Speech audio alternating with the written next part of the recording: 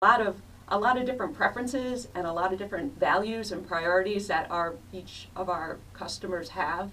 So we want to make sure not to speak for them, but to let them speak and hear them, and then decide what products we're going to carry.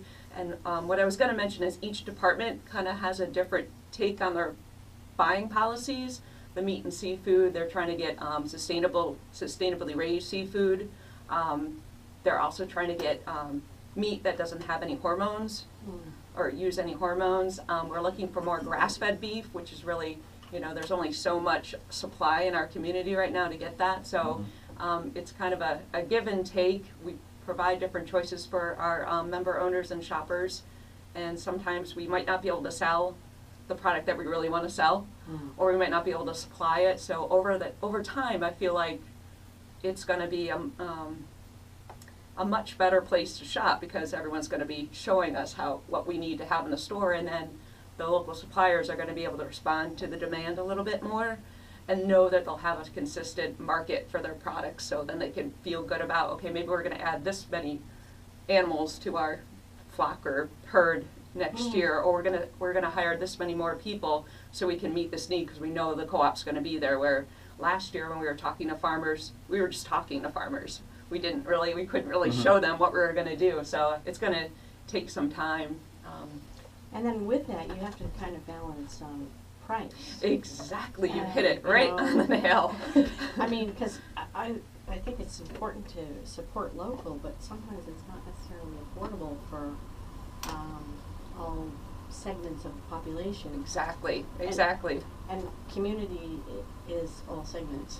That's so true. And you might value buying locally, but when you're in the supermarket and looking at the prices and comparing that to other stores, you're only basing it on maybe the price tag, not what's happening at the one farm versus what's happening in a faraway farm as well. And that's why we take a lot of time to make sure that our customers connect with the farmers, either through a farm tour or through tasting, so they can see why, product A might be more expensive than product B, because you're comparing apples to oranges, really, when you look at them. But also, too, I mean, isn't it also, too, the whole idea is sustainability? So, I mean, it may be a little more, but if you are better educated on why that cost is a little more, you may not feel you may be able just to spend a little more, because it's going for sustainability, it's going for farms here in New Hampshire, fish farms, whatever it may be, farmers growing fruits and vegetables. That is an incentive, I think, for some folks to spend a little more money. Yep, that's true. And if you can, for those that can't, we have a program called Healthy Food for All, and right now people become a part of that if they are already accepted and get SNAP benefits through the state.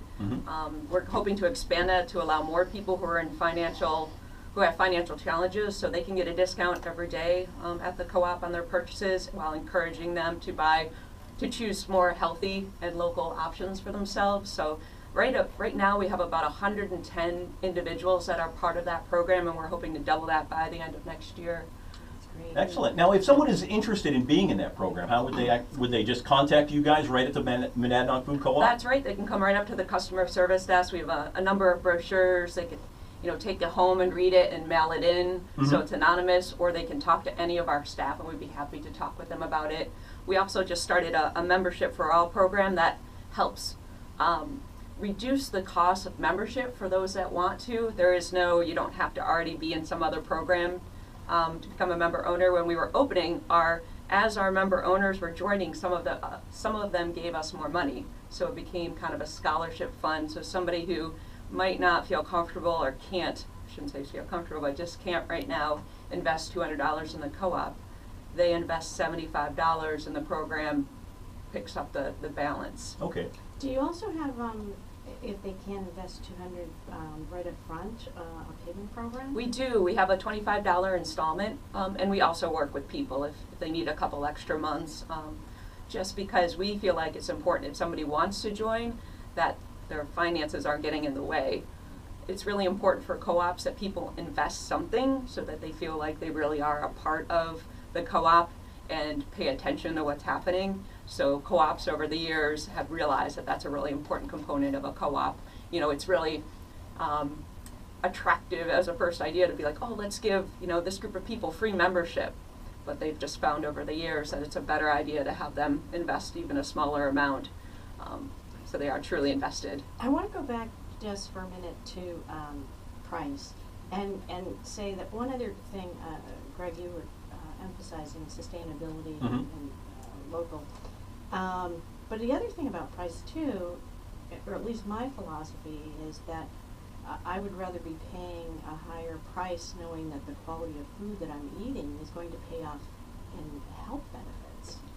And I think sometimes we don't think about that. We think about the immediate and rather than the long term. That's very true. We showed last fall a movie called A Place at the Table, and it was also shown at the Colonial Theater with some of our community partners like Monadnock Farm and Community Coalition and Healthy Monadnock 2020. And the film did a really incredible job of connecting hunger with obesity. And it's like, you can make food cheap, you can give them the leftover bakery items and people will feel full, but they're not getting the nutrients they need. So then the cost is just going to shift from the cash register to our healthcare system. Right. So I think even for the individual, thinking about that as well, I'm paying a premium for my health if you can. And then for our community, thinking about making sure that the people most vulnerable have lots of access to really great food. And I know you mentioned the gleaning program with Sarah Harpster, and I just feel like that programs like Double Up Veggie Bucks and the Healthy Food for All program and the gleaning program in our community is just right on. And I want to remind everyone you're listening to Sound Off here this morning on AM 1290 and FM 107.5 and WKBKradio.com. We're joined this half hour by Jen Risley. She is the marketing, what is your title? The marketing and Membership manager, lots of M's. A lot of M's there for the Monadnock Co-op. And if you have a comment or question, give us a call, 357-1290, or you can always email us at gpregent@WKBKradio.com. Now, I'm looking on your website here, and I will say you guys have a great website. Thank you. And that is Monadnock Food Co-op.org, I do believe. Is that? It's actually monadnockfood.coop. Oh, I'm sorry. Okay, I'm looking at the wrong thing here. That's all right. All right, and lots of history and things, and I'm just looking here to see that you guys just recently, in speaking of looking for other venues for your stuff, you took a trip up to the Black River Produce up in Springfield, Vermont. Maybe you can talk about that a little bit.